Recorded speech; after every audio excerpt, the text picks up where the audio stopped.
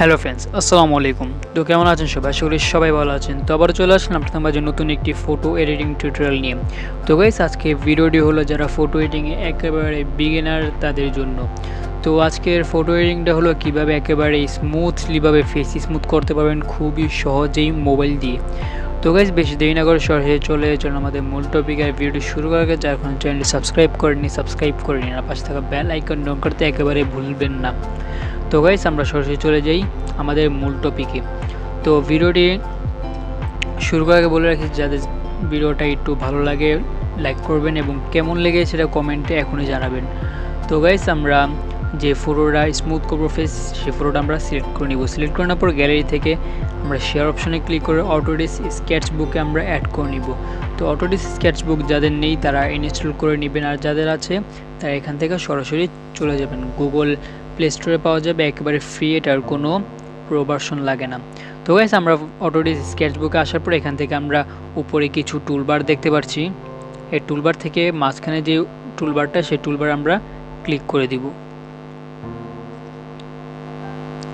তো এই টুলবারে ক্লিক করে দেওয়ার পর এখান থেকে আমরা অনেকগুলো ব্রাশ দেখতে পারবো।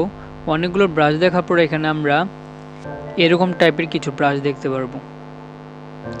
তো এরকম টাইপের ব্রাশগুলো থেকে আমরা এই ব্রাশটাকে সিলেক্ট করে নিব এখন। তো আমরা এই ব্রাশটাকে সিলেক্ট করে নিচ্ছি। সিলেক্ট করে নেওয়ার পর উপর আমরা দুইটা অপশন দেখতে পারবো, লাইব্রেরি অ্যান্ড সেটিং।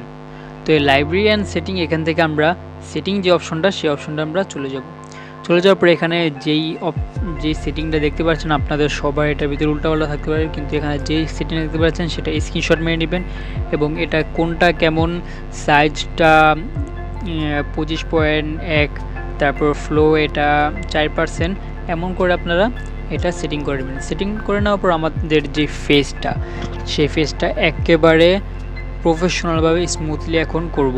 তো স্মুথলি করার জন্য আমরা ফটোটাকে জুম করে নিব। আর এই অ্যাপ্লিকেশনের ভিতরে যত মন চায় তত জুম করতে পারবেন, কোনো সমস্যা নেই। তো জুম করে নেওয়ার পর এখান থেকে আমরা আস্তে আস্তে করে ব্রাশ করে নিব হালকা হালকা।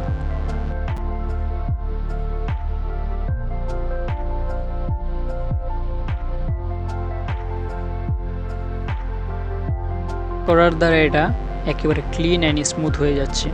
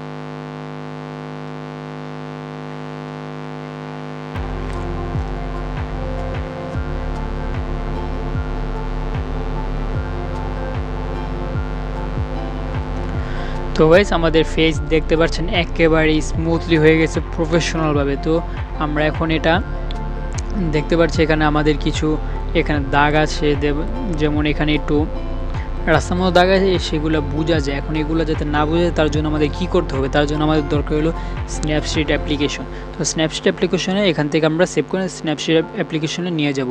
তো সেভ করার জন্য আমরা উপরে এই কর্নারে এই অপশনটাতে ক্লিক করে দিব। এখানে ক্লিক করে দেওয়ার পরে এখানে আমরা গ্যালারি নামে একটা অপশন দেখতে পাচ্ছি, এই গ্যালারিতে ক্লিক করে দিব। গ্যালারিতে ক্লিক করার পর এখান থেকে আমরা